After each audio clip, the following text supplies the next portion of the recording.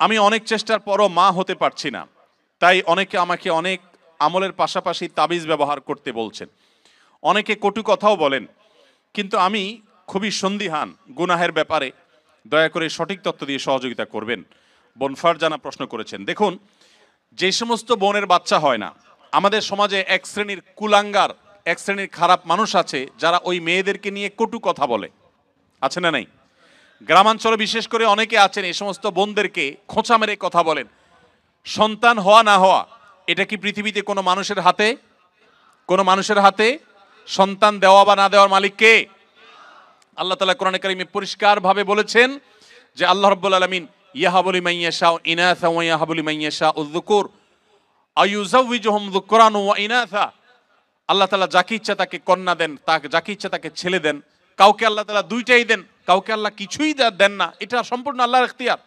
অতএব এই কারণে যদি কোনো মেয়েকে বা কোনো ছেলেকে কেউ দোষারোপ করে, সে আল্লাহর কাছে কবিরা গুনাহে লিপ্ত আসামি। যদি সে মুখে দাঁড়িয়ে থাকে, সে যদি হাজী সাহেব থাকে, সে যদি মসজিদের সভাপতি সেক্রেটারি হয়, সে যদি আলেম ইমাম সাহেব হয়, তারপরে সে আল্লাহর কাছে অপরাধী এবং ক্রিমিনাল, বিকজ সে একজন নির্দোষ মানুষকে সে দোষ দেওয়ার চেষ্টা করেছে। এজন্য খবরদার, সন্তান হয় না, সব ছেলে হয় অথবা সব মেয়ে হয়, এজন্য মেয়েদেরকে অথবা ছেলেদেরকে কাউকে কোনো দোষ দেওয়া যাবে না। এটা সম্পূর্ণ আল্লাহর ফয়সালা। এর পাশাপাশি বোন যেটি জানতে চেয়েছেন যে সন্তান না হওয়ার জন্য আপনাকে বিভিন্ন আমলের কথা বলেন, বিভিন্ন আমল আপনি করতে পারেন। কোরআনে কারিমে বিভিন্ন আয়াত আছে, যে আয়াতগুলো আমল করার মাধ্যমে, পাঠ করার মাধ্যমে, সেগুলো পড়ে পানিতে ফু দিয়ে খাওয়ার মাধ্যমে বিভিন্নভাবে সন্তান আল্লাহ তাআলা দান করেছেন। বিশেষ করে আমি আপনাকে কোরআনের আমলের কথা বলতে চাই। আপনারা জানেন আল্লাহ নবী ইব্রাহিম আলাইহিস সালাম, তাকে আল্লাহ তাআলা বার্ধক্যে সন্তান দিয়েছেন, বৃদ্ধ বয়সে সন্তান দিয়েছেন। আল্লাহর আরেক নবী জাকারিয়া আলাইহিস সালামকে আল্লাহ তাআলা বৃদ্ধ বয়সে সন্তান দিয়েছেন, যে বয়সে সন্তানের আশাই তারা ছেড়ে দিয়েছিলেন, নিরাশ হয়ে গেছেন যে এই বয়সে সন্তান হবে না। ঠিক তখন আল্লাহ তাআলা অলৌকিকভাবে সন্তান দিয়েছেন। তারা আল্লাহর কাছে সন্তান চেয়ে দোয়া করেছেন। সেই দোয়াগুলো আপনিও করতে পারেন, স্বামী স্ত্রী উভয় নিয়মিত করতে পারেন। তার ভিতরে একটা দোয়া হলো রব্বি হাবলি মিনাস সলিহিন, আল্লাহ আপনি আমাকে নেক সন্তান দান করেন। এই দোয়া বেশি বেশি পাঠ করবেন। এমনকি যাদের সন্তান আছে, আবারও সন্তান হবে সে আশা রাখেন, আপনিও আল্লাহর কাছে দোয়া করবেন, রব্বি হাবলি মিনাস সলিহিন। আমার সাথে বলেন সবাই, রব্বি হাবলি মিনাস সলিহিন। এর অর্থ হলো, হে আল্লাহ আপনি আমাকে নেক সন্তান দান করেন। মনে রাখবেন, আপনার ছেলে মেয়ে, আপনার সন্তান সন্ততি যদি নেক হয়, আল্লাহ ভীরু হয়, তাদের মধ্যে যদি আল্লাহর ভয় থাকে, তাহলে সেক্ষেত্রে এই সন্তান আপনার জন্য সবচেয়ে বেশি উপভোগ্য হবে, আপনার দুনিয়ার জীবনকে জান্নাতে পরিণত করবে, আখিরাত তো আছেই। এই জন্য নেক সন্তান আল্লাহর কাছে সবসময় কামনা করবেন। সন্তান যদি অমানুষ হয়, এর চাইতে বড় দুর্ভাগ্যের আর কিছু হতে। আমি জাপানে গিয়েছি, সেখানে দেখেছি, এখানকার কালচারও আপনারা আমার চাইতে আরো ভালো জানেন। অনেকেই আছেন একটা কুকুর সাথে নিয়ে তাদের দিন যাপন করে, আছে না নাই? আপনাদের চোখের মধ্যে পড়ে কি পড়ে না? বৃদ্ধ বয়সে একজন মানুষ একটা কুকুরের বাচ্চা, কুকুরের একটা ছানাকে নিয়ে তার দিন রাত সে পার করে দেয়, তার সবকিছু সে শেষ করে দেয় শুধু একটা কুকুরের বাচ্চাকে সাথে নিয়ে। এই জিনিসটা কি আমাদের জন্য খুব কাঙ্ক্ষিত না অনাকাঙ্ক্ষিত বলেন তো? এটা কি কাঙ্ক্ষিত? এরা কেন এরকম করে? কারণ ওই যে সন্তান সন্ততি নাতিপুতি তাদেরকে হাতের কাছে পায় না। মানুষ আদর করতে পারলে কেউ তো আর পশু আদর করে থাকতো না, ভাইরা আমার। এই জন্য আপনাদেরকে আমি বলতে চাই, নিজের সন্তানকে যদি ঈমান শিখান, তাওহীদ শিখান, মনে রাখবেন পৃথিবীতে ঈমানদার কোন সন্তান তার বাবা মাকে বার্ধক্যে রেখে দূরে চিরকালের জন্য সম্পর্ক ছিন্ন করে চলে যেতে পারে।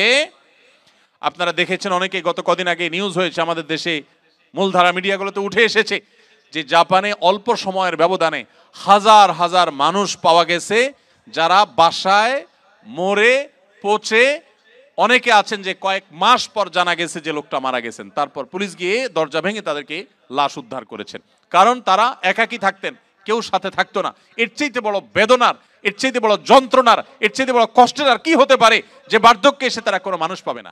আপনি যদি চান যে আপনার সন্তান সন্ততি মৃত্যুর আগ পর্যন্ত আপনার পাশে থাকবে, আপনাকে আগলে রাখবে, আপনাকে স্নেহ মমতা দিবে, ভালোবাসা দিবে, তাহলে মনে রাখবেন একমাত্র পথ তাদেরকে মুসলমান বানানো, আল্লাহ ভীরু বানানো।